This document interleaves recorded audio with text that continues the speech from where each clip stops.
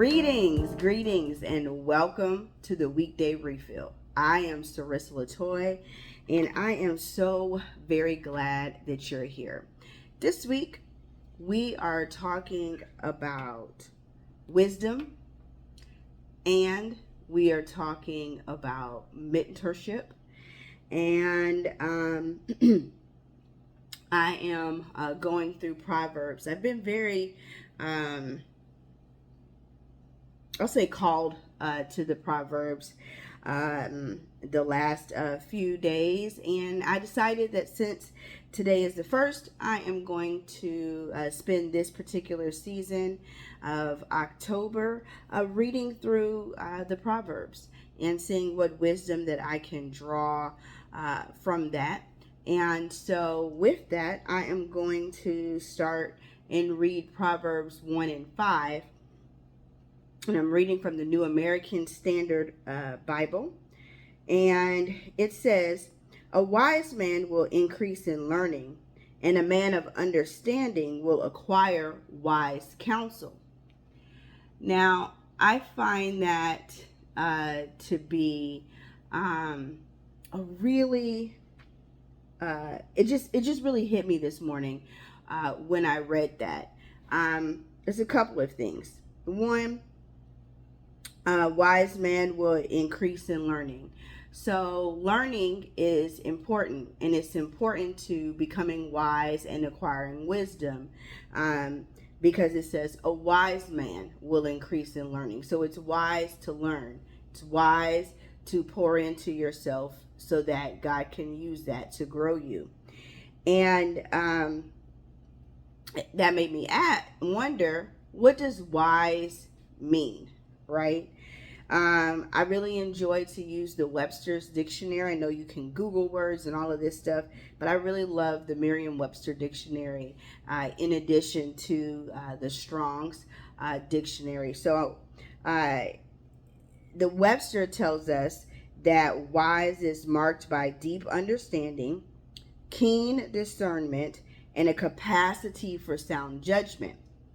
Now, the Strong's Concordance tells us that in this particular scripture in Proverbs 1 and 5, the word a wise man, or that phrase per se, really means to be wise, to make wise, to show oneself wise. And so it's like, in order to get to that place of wisdom, you must increase in learning. I had a mentor many years ago say that the moment that you stop learning is the moment that you die.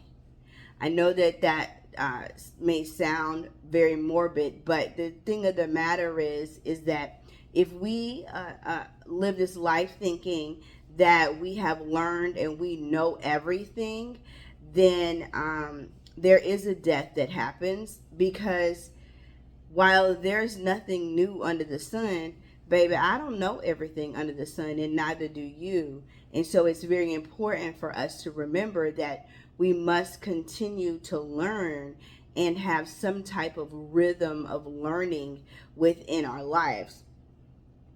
And so I just thought that was really good. Now, let me give some balance to it, right?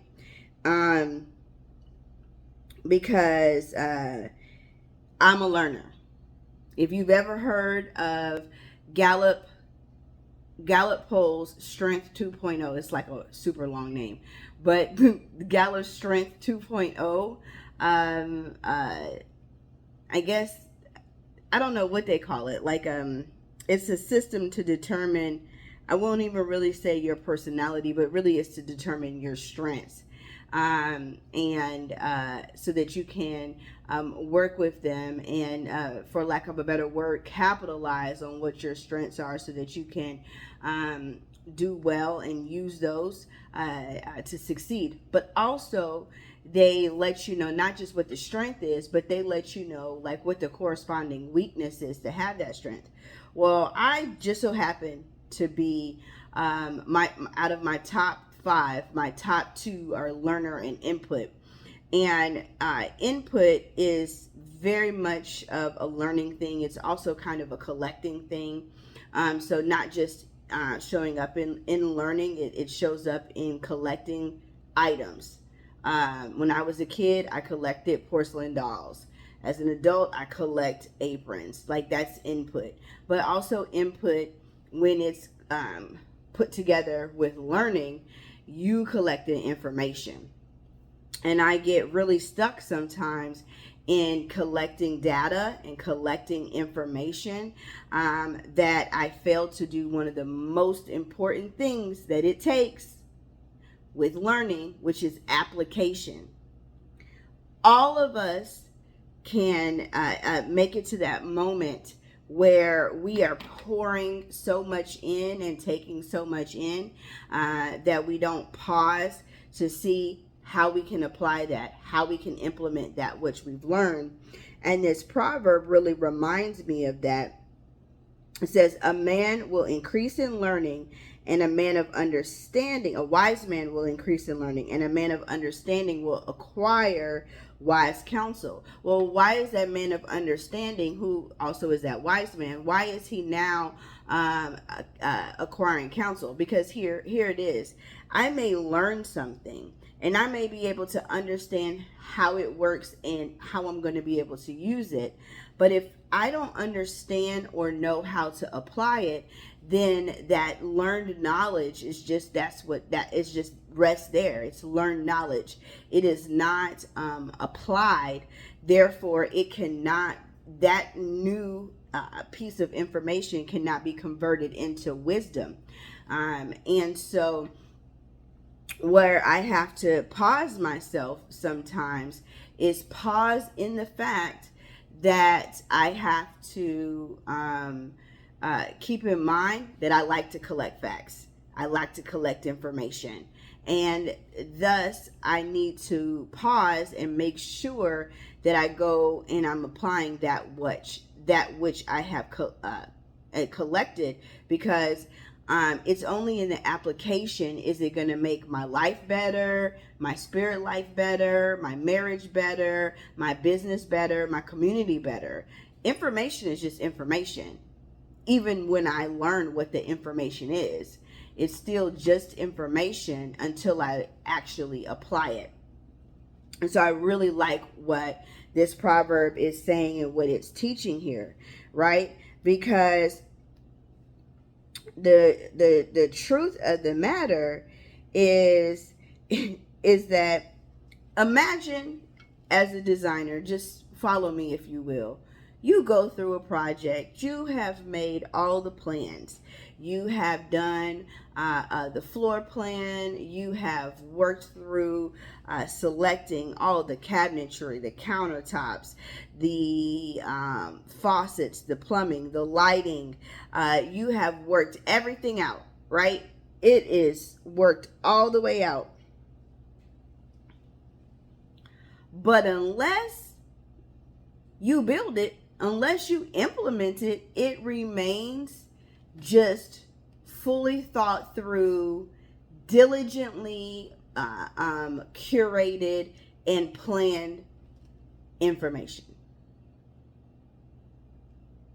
Now, you would be frustrated as a designer going through having curated all that information for that specific client.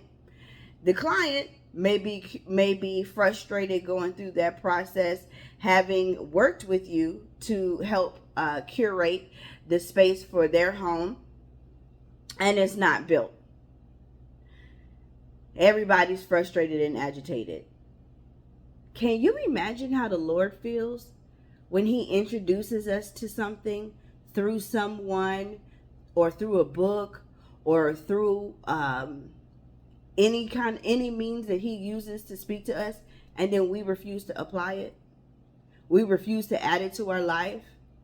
Just as frustrated as we get with those projects that don't come to fruition and don't make it to implementation, whether there's some kind of stall from somewhere or whether it just didn't work out and we don't get to see it through, the Lord gets a little frustrated with his children, Because he's like, hey, I didn't just leave that information there for you to learn. Gave you the information so that you could increase in wisdom, like according to this Proverbs. Now, here's the trouble. Maybe this new piece of information that you gained, this new knowledge that you gained, you don't know how to apply it. So if you don't know how to apply it, one person may just sit on it and not apply it. But a wise person, a man of understanding, will acquire wise counsel. They will go and they will seek someone out who also knows said information and learn how to apply it. Now, when I was just starting out my design business, I was still working at a furniture store here in San Antonio. And I had several interior designers that would come in and out of the store periodically to shop. And every time they would come and they would know that that I was starting, and I had my design business on the side, that I was working on Thursday and Friday because those were my off days from the furniture store. And they knew that I was doing that. And so whenever they would show up, we would kind of talk. I would ask them questions like when they hit the room or the building rather, because I was so hungry to know how to make my business better and ultimately how to transition from the furniture store into my own business. And so I looked up to these women. They were doing such a great job in the industry. You know, one young lady worked with her son, and she was able to pay herself and pay her son a salary and go and do some really cool projects. Another young lady owns a firm here in town that has a plethora of designers that she works with that are on her team, amongst other people that are on her team. And both of these women were in a place that I desired to be at that time. And so I was asking them, okay, now I know I need to do this, and this when I am doing my money for my project, but how do you pay yourself? Like I literally asked one of these women that, like, how do you pay yourself? And so she, flipped out this little notebook real quick, and she was like, this is how I keep track of it, blah, blah, blah, blah, blah. And she took a moment to tell me that, because I was like, I could see, I knew, I knew the information, right? I knew that I'm supposed to put some money here and do some this and put some money in this bucket to take care of this so that I can continue to push my business forward. But there were some of the specific things that I wasn't really sure how to work out. And it was because of her pausing in that moment to pour into me. But also, note, I asked the question. She didn't volunteer the information. I asked the question. That's why the proverb says a man of understanding will acquire wise counsel. It doesn't say that wise counsel will come to a man of understanding. No, the man of understanding will acquire wise counsel. That means he's going and he's seeking it out. And so I think that it's very important for us as we are going and we're growing in our business and we're walking the walk as Christian interior designers, for us to seek wise counsel when it's time for us to do certain things and make certain transitions in our business or transitions to growth and scale. And that is the reason why I believe that not only has God called me to be an interior designer, but God has also called me to help other interior designers get to where I am, right? So that we can all be stronger together here within the kingdom and represent the kingdom of God in our industry and in each and every house and family and life that we touch, no matter if we do residential design or commercial design. And I think that that's so good.